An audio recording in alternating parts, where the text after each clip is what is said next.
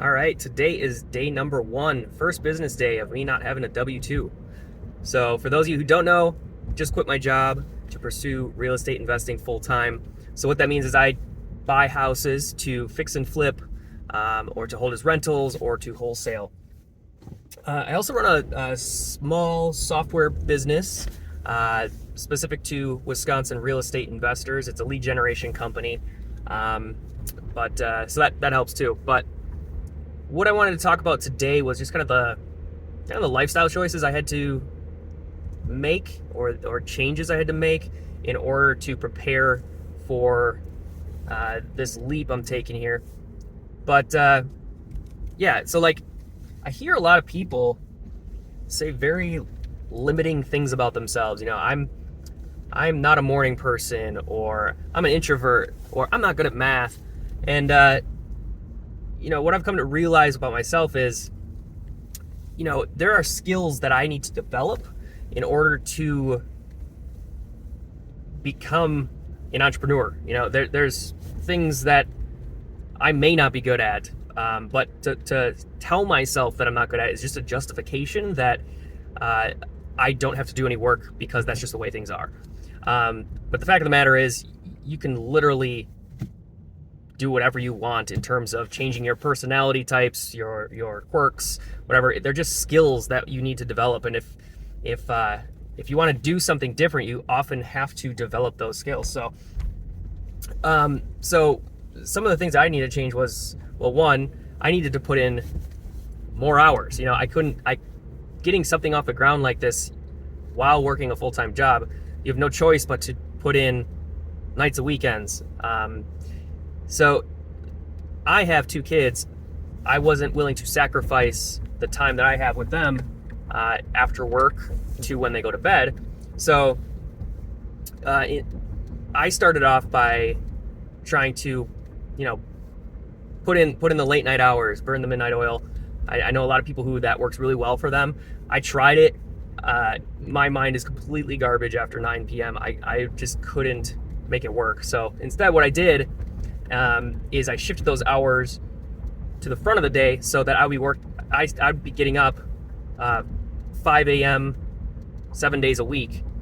And I've been doing that now for 3.5 years, and I had always told myself that I am not a morning person. I'm not a morning person.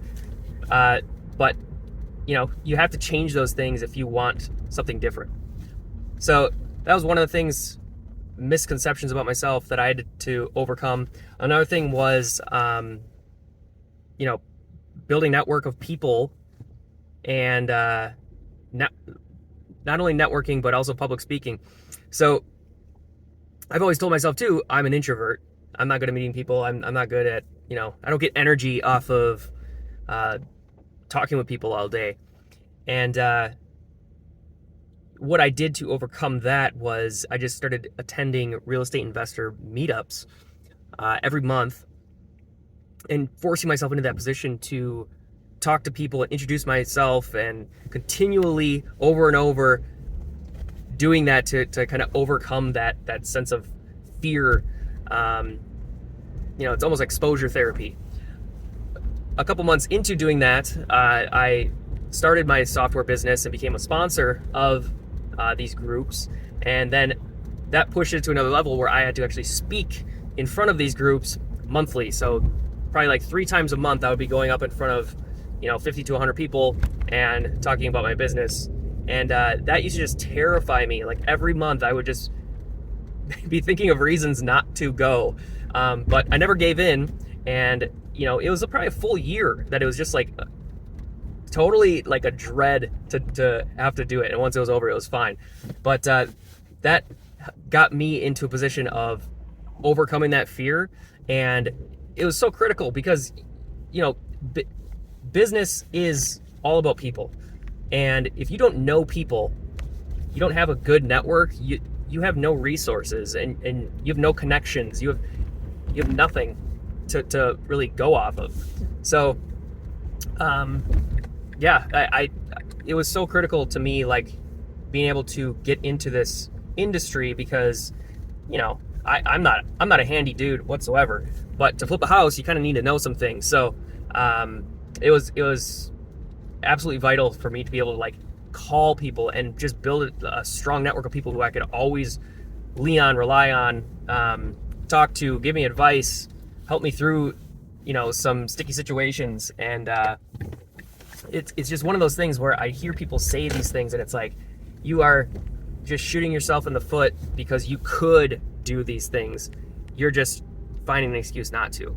So if you catch yourself doing that, try to prevent it. Try to realize what you're doing and go the other way, because it's totally possible. It just takes some work and being in uncomfortable positions. So, all right, that's all I got for today. We'll talk soon.